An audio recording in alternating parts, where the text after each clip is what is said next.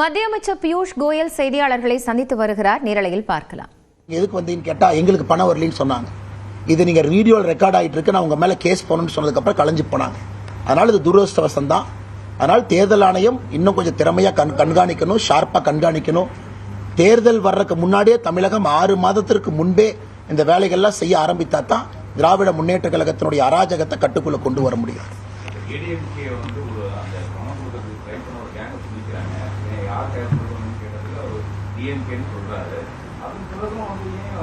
அதான் நம்ம கடமையை நாங்க செஞ்சிட்டோம். அதான் 8 கம்ப்ளைண்ட் கொடுத்துட்டோம்.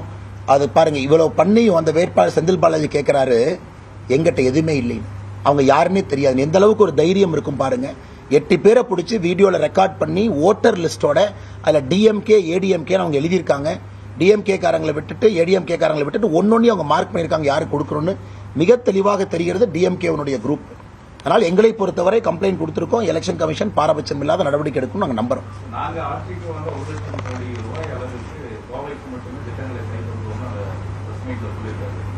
அப்ப இத்தனை நாள் என்ன பண்ணாங்கன்னு நான் கேட்கிறேன். அப்ப இத்தனை 5 ஆண்டு காலமாக கோயம்புத்தூருக்கு எதுவும் கொடுக்காம 5 ஆண்டு காலம் முடிந்து கடைசியாக நடக்கக்கூடிய பிரஸ் மீட்ல நாங்க ஆட்சிக்கு வந்து அடுத்த 5 வருஷத்துல 1 லட்சம் கோடி ரூபாய்க்கு நாங்க கோயம்புத்தூருக்கு திட்ட உதவிகள் கொண்டு வரோம்னா இந்த 5 வருஷம் நீங்க என்ன பண்ணீங்கன்னு சொல்லுங்க. நீங்க இனாகிரேட் பண்ணது எல்லாமே இதற்கு முன்பு அதிமுக ஆட்சியில அவங்க ஆரம்பிச்ச செயல்கள் தான். ஜிடி நாயுடு பாலம் உட்பட எல்லாமே கோயம்புத்தூரை பொறுத்தவரை அனைத்து இந்திய அண்ணா திராவிட முன்னேற்ற கழக ஆட்சியில போடப்பட்ட திட்டங்களை நிறைவேற்றுறாங்க. சோ கோயம்புத்தூர் விடுங்க, மதுரை எல்லா ஊருக்குமே திராவிட முன்னேற்ற கழகத்தினுடைய ஆட்சி காலத்துல பெரிய நகரங்கள், சிறு நகரங்கள், பஞ்சாயத்து வரை எந்த வளர்ச்சி நிதியை எங்கேயுமே அவங்க கொடுக்கல. இவங்க ஸ்பெண்ட் பண்ணதெல்லாம் அட்வர்டைஸ்மெண்ட்டுக்கு தான் இவ்வளவு பணம். இன்னைக்கு காலையில் பேப்பர் எடுத்து பாருங்க, ஒவ்வொரு நாளும் பாருங்க எத்தனை சோசியல் மீடியா ஆடு போடுறாங்க. ஒரு யூடியூப் ஓபன் பண்ணுங்க, எத்தனை ஆடு வருது. இது 5 வருஷமா அந்த அநியாயத்தை பண்ணிட்டு இருக்காங்க. அட்வர்டைஸ்மெண்ட்டுக்கு செலவு பண்ண ஆடை மட்டுமே இவங்க ஒரு ரோடு 4 ரோடு போட்டிருந்தா கூட தமிழ்நாடு ஃபுல்லா ரோடு போட்டிருக்கலாம்.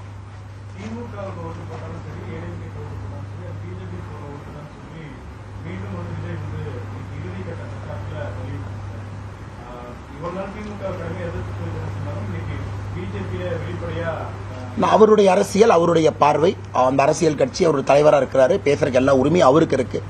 எங்களை பொறுத்தவரை நாங்கள் தெளிவாக இருக்கின்றோம். திராவிட முன்னேற்ற கழகத்துக்கு எதிரான ஓட்டு அது என்டிஏவுக்கு வர வேண்டிய ஓட்டு என்டிஏவுக்கு மட்டும்தான் வரும்.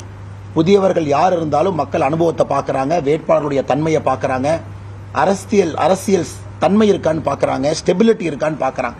அது நம்முடைய கூட்டணியினுடைய வேட்பாளர்கள்ட்ட இருக்கு. பலமுறை அரசு இயந்திரத்தில் பல பொறுப்புல பணியாற்றியவர்கள் வேட்பாளராக இருக்கிறாங்க.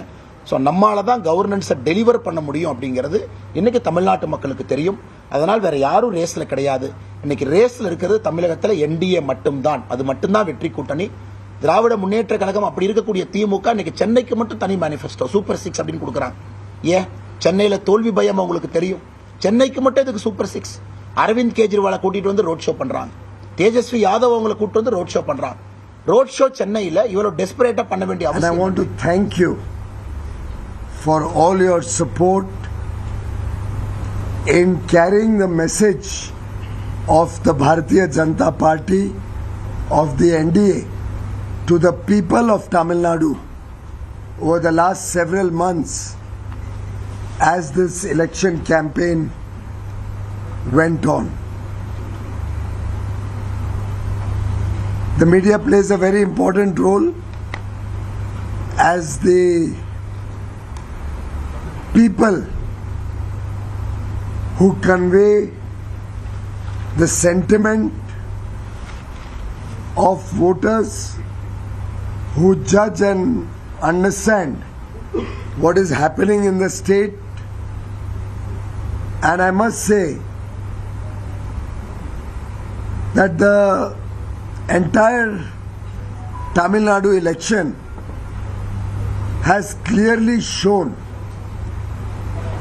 that despite all the pressure that has been put on the media, I am told if a channel even reports the news of the opposition in Tamil Nadu, because the channels are uplinked by the state government controlled entity, your channel's connection can be cut off.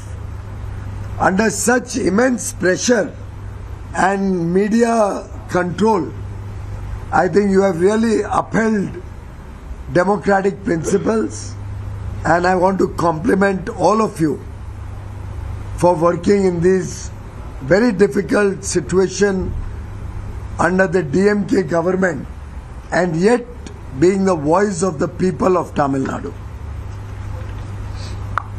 Friends, this election is a foregone conclusion. The people of Tamil Nadu want change.